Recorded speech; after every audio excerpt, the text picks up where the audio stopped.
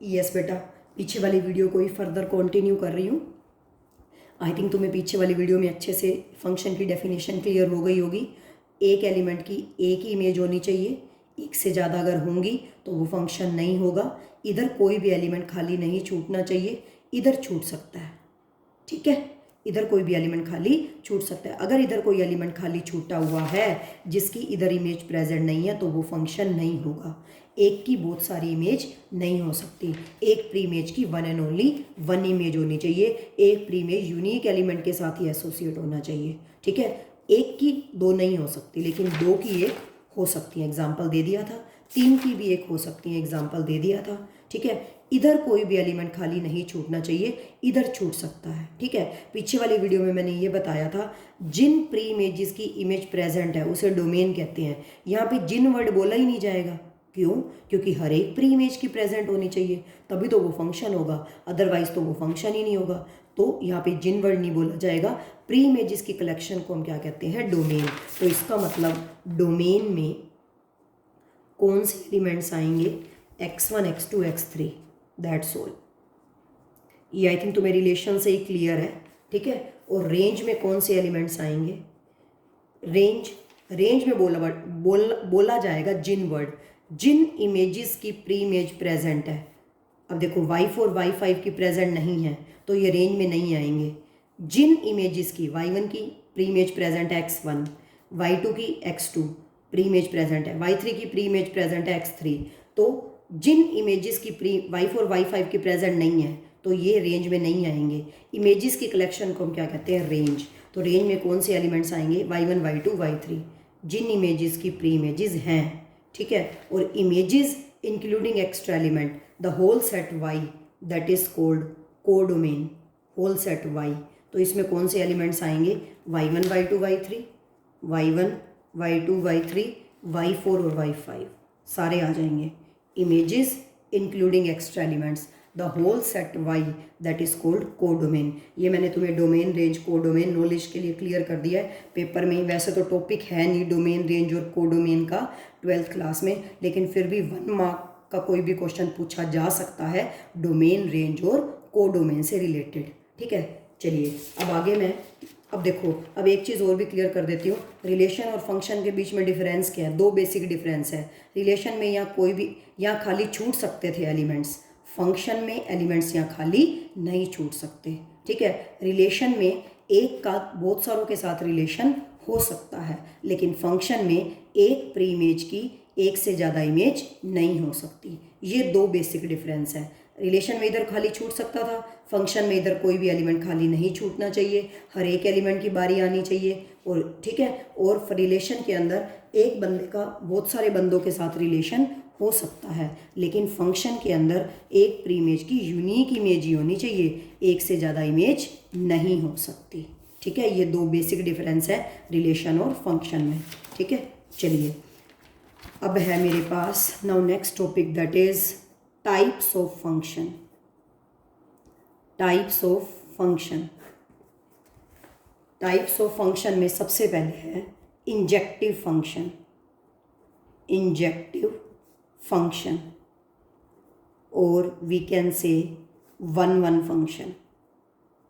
One one function और we can say injective function, एक ही बात है। तुम्हें मोस्टली हर जगह वन वन फंक्शन लिखा हुआ मिलेगा, इंजेक्टिव फंक्शन भी लिखा हुआ मिल सकता है, बट मोस्टली हर जगह वन वन फंक्शन लिखा हुआ मिलेगा। फिर भी तुम्हें पता होना चाहिए कि कई जगह इंजेक्टिव फंक्शन भी लिखा हुआ मिलेगा। ये नहीं है कि इंजेक्टिव बिल्कुल भी लिखा हुआ नहीं मिलेगा, नो। कई जगह वन वन, ज़्यादा जगह वन वन, कम जगह इंजेक्टिव फंक्शन, ठीक है। तो वन वन फंक्शन और इंजेक्टिव फंक्शन क्या होता है? There is 1-to-1 correspondence. Example से क्लियर करती हूँ। f is a function from set x to set y, मान लो, फिर डेफिनेशन लिखवाती हूँ। f is a function from set x to set y, there is 1-to-1 correspondence, 1-1। एक pre image की यूनिक इमेज होनी चाहिए। वैसे भी एक की तो दो हो ही नहीं सकती, वो तो फंक्शन ही नहीं होगा। तो 1-1 तो बहुत दूर की बात है, वो तो फंक्शन ही नहीं होगा। लेकिन 1-1 फंक्शन के अंदर, 1-1 फंक्शन के अंदर दो की भी एक नहीं हो सकती, तीन की एक तो बहुत दूर की बात है। 1-1 फंक्शन दो की एक हो तो फंक्शन तो होता है ना, फंक्शन तो होता है 2 की एक हो, लेकिन 1-1 फंक्शन नहीं होगा, नॉट 1-1। 1-1 का मतलब है 1 की 1 प्री इमेज की 1 इमेज, 1 प्री इमेज की 1 इमेज की भी 1 प्री इमेज, 1 इमेज की भी 1-1 होना चाहिए। इधर कोई खाली छूट सकते हैं, कोई प्रॉब्लम नहीं है, इधर तो छूटना ही नहीं चाहिए, वो फंक्शन ही नहीं होगा। ठीक है, 2 की देखो एक प्री इमेज की 2 इमेज तो वैसे भी नहीं हो सकती, वो फंक्शन ही नहीं होगा। ठीक है, वो तो फंक्शन ही नहीं होगा, तो 1-1 तो बहुत दूर की बात है, इसको तो भूल जाओ। ठीक है, इधर तो खाली नहीं छूट सकते क्योंकि वो फंक्शन ही नहीं होगा, इधर खाली छूट सकते हैं, कोई प्रॉब्लम नहीं है। लेकिन 1-1 फंक्शन के अंदर, 1-to-1 फंक्शन के अंदर एक की भी 2 की भी एक नहीं हो सकती, एक की तो 2 वैसे ही नहीं हो सकती, फंक्शन ही नहीं होगा। 2 की भी नहीं एक हो सकती, क्योंकि 2 की एक हो, 2 की एक मैंने तुम्हें बताया था ना पॉसिबल है, F of X is equal to जैसे एक्स स्क्वायर है। ठीक है, 4 की इमेज क्या है 16, -4 की इमेज क्या है 16। ठीक है, 2 की एक पॉसिबल है, लेकिन 1-1 फंक्शन के अंदर 2 की भी एक नहीं हो सकती, नोट, क्योंकि 1-1 का क्या मतलब है, 1 की 1, इधर से भी 1 की 1। ठीक है, तो 2 की भी एक 1-1 फंक्शन के अंदर पॉसिबल नहीं है, तो इसकी डेफिनेशन क्या होगी, there is 1-to-1 correspondence between pre-images and images, 1-to-1 correspondence, there is 1-to-1 correspondence, there is 1-to-1 correspondence between domain and codomain लिख सकते हो, या between pre-images and images, ये ज़्यादा ठीक रहेगा, between pre-images and images। तो ये मैंने तुम्हें क्लियर किया है। 1-1 फंक्शन को हम दूसरी लैंग्वेज में क्या कहते हैं, इंजेक्टिव फंक्शन।